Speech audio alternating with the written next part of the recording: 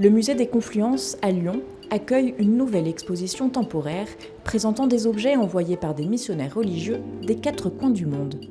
Depuis 1979, ce sont près de 2300 objets appartenant aux œuvres pontificales missionnaires qui ont été confiés au musée.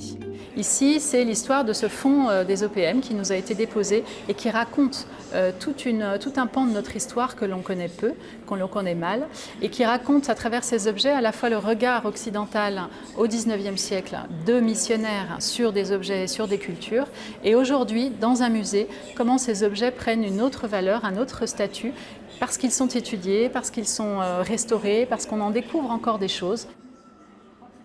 Asie, Afrique, Océanie, Amérique, les missionnaires se sont rendus sur tous les continents pour diffuser leur foi.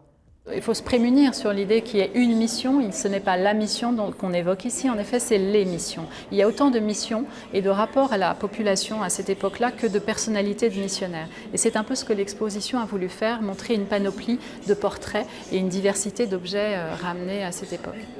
Exposer certains de ces objets, c'est faire redécouvrir au public ces religieux et religieuses qui ont tout quitté pour annoncer le Christ à l'autre bout du monde. L'exposition met en lumière leurs histoires, comme celle des lazaristes Joseph Gabet et Évariste Huc, qui se sont aventurés jusqu'au Tibet, le jésuite Joseph Bernard, qui a traduit le catéchisme en esquimau en Alaska, ou encore Jean-Baptiste Pompallier, envoyé en Océanie en 1836. Monseigneur Pompallier a pu envoyer à l'œuvre de la propagation de la foi des objets comme cette appui-nuque ou cette pierre de lame d'Herminette ou cette perruque, qui sont des objets qui ont appartenu au roi de Wallis et qu'il a transmis, que le roi a donné à Pompallier au moment de sa conversion au catholicisme.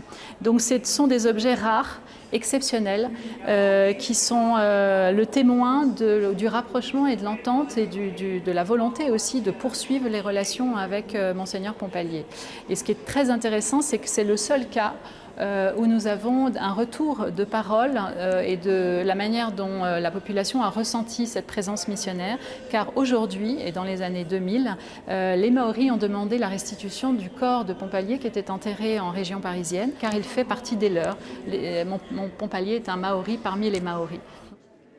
Parmi les premiers visiteurs, Monseigneur Colomb connaît bien le sujet. Il a passé une dizaine d'années en mission en Asie. Moi-même ayant été missionnaire en Chine, je connais davantage le continent asiatique, mais je connais moins l'Afrique, l'Amérique du Sud ou l'Amérique du Nord et l'Océanie. Donc j'ai découvert des points communs avec le fil rouge de la mission, et nous montre des hommes qui non seulement sont là pour annoncer la foi, bien sûr partager leur foi, annoncer l'Évangile, mais qui en même temps ont des hobbies. Ce sont des êtres humains, ils s'intéressent à ce qui les environne, ils sont curieux. Ils vont pour donner, mais ils vont aussi pour recevoir. Et c'est pour cela qu'ils s'intéressent à ces cultures. Ça, c'est le premier point. Et le deuxième point, c'est extrêmement intéressant parce que non seulement ça nous montre la réalité de ce que sont ces missionnaires, mais ça nous montre aussi la réalité de ce que fut la mission. Bien souvent, on caricature le missionnaire, au moment des années 70, on présentait le missionnaire comme un agent de la colonisation. Et là, on voit des gens finalement très isolés, exposés à tous les dangers, dans le fond. D'ailleurs, on voit là, sur cette exposition deux pères lazaristes, Huc et Gabet, qui, après 18 mois de périple en Chine, sont reconduits à la frontière, à Canton. Voyez, encore eux, ils s'en sont bien tirés, ils ne sont pas fait tuer. Alors, il n'y a rien qui est dit sur le martyr, mais on ne peut pas tout dire dans une exposition.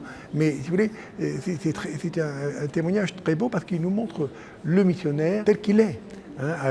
Avec tous les risques qu'il prend et toute sa bonne volonté et puis sa grande curiosité intellectuelle.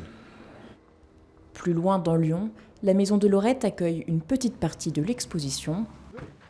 Ce matin, 3 vitrines y sont installées, avec précaution.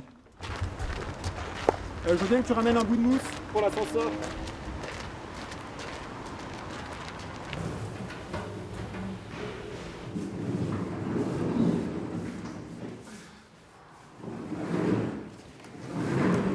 C'est dans cette maison que Pauline Jaricot a vécu une partie de sa vie.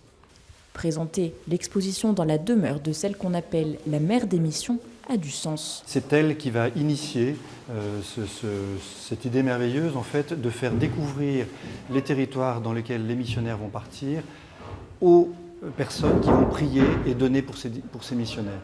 Donc en fait, cette maison est quand même un lieu symbole, un lieu fort pour les œuvres pontificales missionnaires et particulièrement l'œuvre de la propagation de la foi, puisque nous sommes vraiment là au cœur de la vie de Pauline Jaricot, notre fondatrice, que nous devons prochainement béatifier. Au musée des Confluences, les visiteurs découvrent dès aujourd'hui ces histoires de missionnaires souvent méconnues. Moi, j'ai beaucoup aimé aussi la partie qui parle du côté des missionnaires féminines. Et j'ai trouvé ça intéressant aussi de voir qu'il y a aussi des femmes qui sont allées dans d'autres pays et pas que des hommes. Et ça, j'ai trouvé ça pas mal aussi.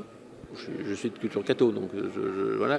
Et c'était chez les pères jésuites, j'ai appris très tôt que si Dieu existe, il parle dans toutes les cultures. Et ça, c'est ce qu'on voit ici. C'est enrichissant déjà parce que c'est quelque chose que je ne sais pas du tout. Je n'étais pas au courant de ces missions justement de propagation de religion. Et donc j'ai quand même pu en apprendre un petit peu et puis de voir la diversité des cultures recensées dans un si petit endroit, c'est quand même c'est intéressant. Moi, ce que j'ai appris, c'est qu'ils ont vraiment été à des endroits très différents du globe et je ne pensais pas qu'ils avaient été aussi hauts, par exemple le Canada ou le pôle Nord. C'est vrai qu'on connaît surtout l'Afrique et l'Asie, mais on ne pense pas qu'il y a eu d'autres zones. De quoi dépoussiérer l'image des missionnaires, hommes ou femmes, partis à l'autre bout du monde et souvent restés sur place jusqu'à leur mort.